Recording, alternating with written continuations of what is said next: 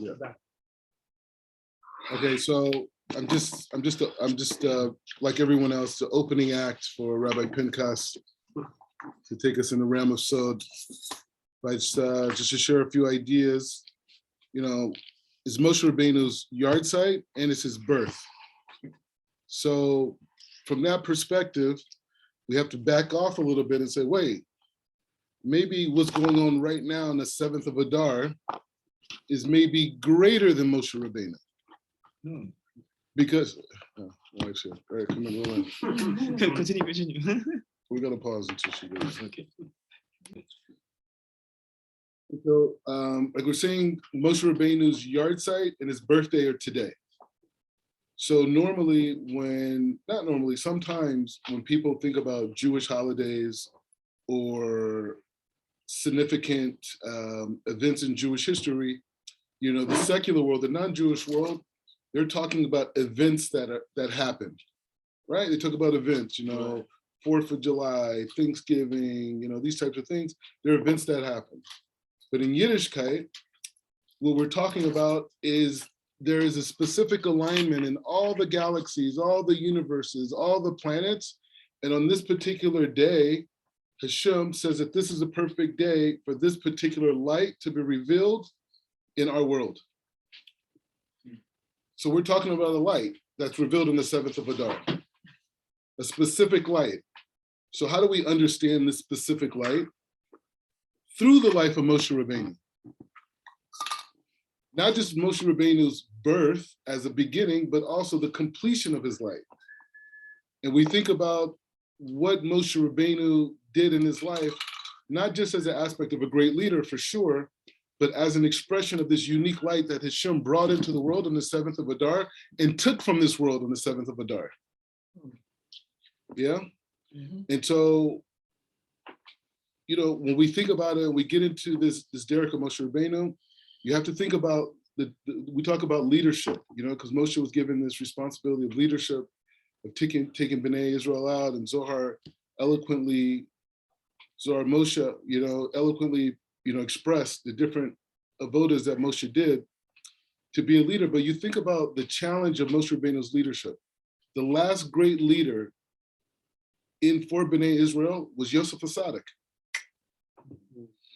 So you have to look at the difference between Yossef HaSadik and Moshe Rabbeinu. One person is holding by almost being perfect, like Yuri. And then you had another person who had to reveal that inner perfection, like Zohar. Right? I love you too. Moshe.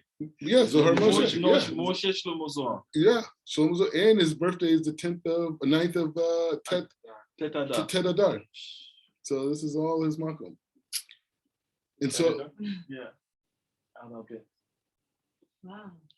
And so the point is just saying, what was the challenge for the people of that generation to follow the leadership of Moshe coming from Yossef HaSadik? And I think Zakaria was saying earlier that, you know, he was reading or learning or watching something that was talking about the different successions of leadership that have come into Bnei Israel, and how Shaul didn't fit a mold, and David HaMelech didn't fit a mold, and Rabbi Akiva didn't fit a mold, and a lot of the uncles, all these different people did not fit a specific mold that was created in terms of leadership, where you could just say like, oh, you know what? That's a leader. That's the person I'm gonna follow. This is the person that, you know, I've been reading about and now it's inside of my face. Hashem doesn't do it that way.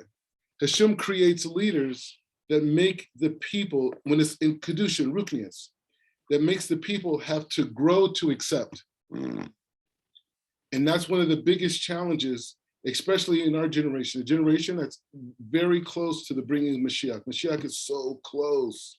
It's like it's happening right now. It's happening right now to the point we can't even believe that we're here right now, because people have been talking about this for thousands of years. And right now it's happening, and we're looking at it and we're like, whoa, I gotta change, I gotta grow, I gotta become the best version of myself right now. No, let it another 1,000 years, I just wanna live, you know, it's okay, it's too much pressure. Right now. No, Mashiach is happening right now. We're in the Kotel. We're in the old city. We're here right now. We're bringing down the Torah of Sod with Cham on the wall. It's happening right now. So it's either we're going to go all the way, or it's just like, oh, you know what? Next generation, my grandkids, this whole thing. You know what? Those are the people who stayed in Mitzrayim. They didn't want to believe that right now is the specific time. So the challenge is, how do I reconcile the new type of leaders that are going to emerge at this time? Because they're not going to look like the people that came before. They're not going to dress the same. They're not going to talk the same. They're not going to have the same attitude. We can't use the same pendulums of success that we saw in people before then. We can't do that. We have to do, it's a completely new avoda. Because if it was that simple, there would be no removal of the bread of shame. Because we have to let go of our ego, what we think things should be and how things should look like, and say, you know what? This is what God has put in front of me right now. Hamotzi lechem mim aretz. Here, right now. This is what's coming out right now. So the ego that Moshe Rabbenu did not have, the humility that he did have, allowed him to accept his leadership. But more than that, it allowed the people to eventually get to the point where they accepted his leadership, because he was a leader they never saw before. He was a guy who could barely talk. He was a guy who did not grow up with them. He's a guy who wasn't from the community. And all of a sudden, this is the guy who's supposed to lead us out of, he has the signs. He has the signs. What about everyone else? So Moshe's yahrzeit, Moshe Rabbeinu's yahrzeit, the idea is to say, what do the leaders of our generation look like? How do they dress? How do they talk? Because someone could see a leader and say, you know what? You're not humble. You're not humble like the other guys. You're not walking around and you don't have your thing down and people come and you push them away. We got a higher level of klipa in this generation. Don't compare me to someone who had less klipa in their generation. This is a whole new situation. And what we have to overcome to get here, if we didn't believe in ourselves the way that we believe in ourselves, we wouldn't be here to begin with. Imagine the level of self-confidence Rabbi Pinchas had to be able to go on the journey that he did.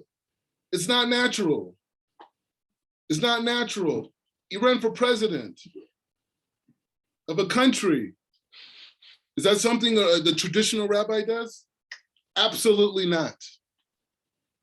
So if you're stuck into that type of thinking, you'll be standing right in front of greatness and you'll be blind to the opportunity of being a part of it.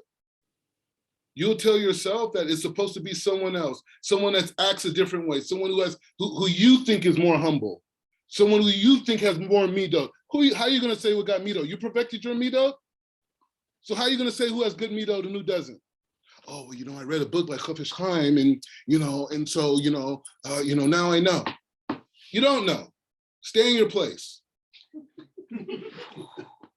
Stay in your place. Know who you are, because you're not that person, right? And so, in closing, there's a famous political. There's a famous idea what connects to this idea of klal and prat. So Michelle Obama tells this story. So she met Barack Barry, and he asked her out on a date, and she was just like, this guy was weird. He has this African name, the whole thing. His history is weird. She was a lawyer, working at a law firm, the whole thing. So they met each other, and he asked her out on a date. She was like, okay, nothing was going on for me at the time, but she wasn't into it. This guy's weird. She's from Chicago. This guy grew up in Hawaii, lived in Malaysia, whole different thing. He had a biracial, the whole thing, right? Didn't know it's that. He was not black. He was not Chicago black, And I don't want to say it on the camera, but you know what I was thinking. But the point is, she said that the first date that they went on, Barack took her to a meeting for a community that he was working with as an organizer in Chicago. And he gave a presentation, and the presentation was the world as it is and the world as it should be. And that's what I'm connecting to, this idea of klal and prat. We can live in the world, the Pashtunim, other people from other places, they live in the world as it is. But as we learn, so at our level that we can understand, we live in the world as it should be. And so it's incumbent upon every one of us to visualize a new world, not to live in this world that we've been told and we've been sold, that we see on television, we see in the news, that we see in academic, circles. That world, we have to leave that world behind completely. And we have to visualize a new world where people wake up in the morning and they say, you know what? It doesn't matter if I'm Jewish or not Jewish, there's a Hashem. And I can talk to this Hashem, and everything that I have is from Hashem. And what I thought were challenges, when I thought like the secular world, is really the opportunities that help me grow. And we learn that to the level of chet. That what we thought were mistakes are really rahmanas. What we thought was pushing us down was really giving us opportunity for tshuva to take us higher. But we have to leave this world of concepts that make us believe that we know. There's a vision, there's Mashiach, there's a Mashiach consciousness. How do I visualize that every day when I wake up? That everyone around me is connected to God. Everyone around me sees that, you know what, there's a physical reality and there's a non-physical reality. That kid who goes in the store who doesn't even have money, who's starving, he can't steal because he knows that if I take this and I didn't earn it, I'm only getting the physical of this. If I'm doing business and I'm ripping people off, doesn't matter how much money I made. I'm only getting the 1%, the physical of this. I'm not getting the rootness of success. That only comes from hard work. But that's a normative thought. And we have to believe that that's possible. If people can believe that, there's a rap artist, there's a trend, there's a new saying that's going on, there's a political movement.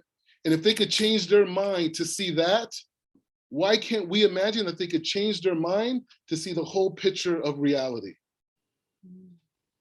That they could see the whole thing, that my soul and what's going on around me are connected. It's not just my body. Like Rabbi Pinchas said yesterday, we don't even know the Kedusha of the body.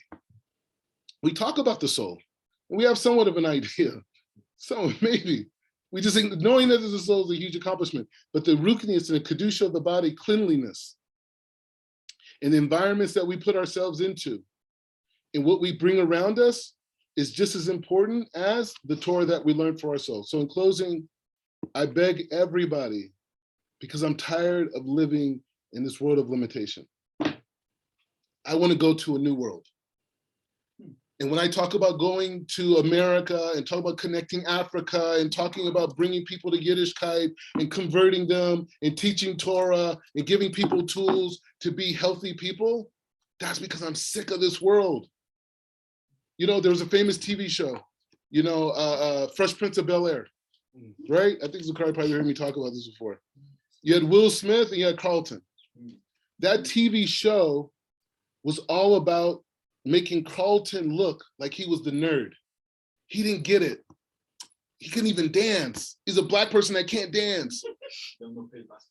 He don't know how to play basketball. He had no white girls in the suburbs, right? But Will Smith, the guy from the hood, the guy who had it difficult, the guy who had one dad, he's the cool guy. You know why that TV show was so popular?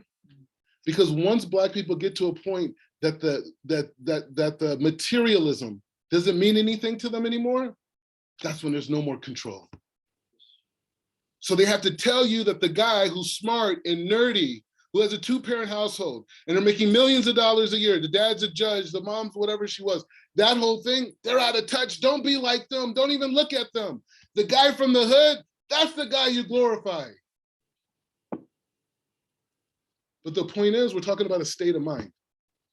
It's not about physicality. 7 kings. And so the point is just to say that all of us, no matter where our background from, we're all holding Bar Carlton, because we all have all the wealth in the world right now. We have all the wealth, $1 billion, millions of dollars. Everyone here who's made some money will tell you, it doesn't mean nothing. That car gets boring as soon as the new car smell goes away. The house, me and my wife, we live in the studio. I tell her, put 4 more stories on top of this. You're only in one room at a time. You know what I'm saying? So the point is just saying that we have the true wealth, the true wealth, and we don't need any of their coins. We don't need any of their dollars. We don't need any of their degrees. We don't need their neighborhood. We don't need anything. All we need is just the Torah, Moshe Rabbenu, Avraham Avinu, HaKadosh Baruch Hu. That's it. That's it. Bravo. Hachimah. Yes, we can.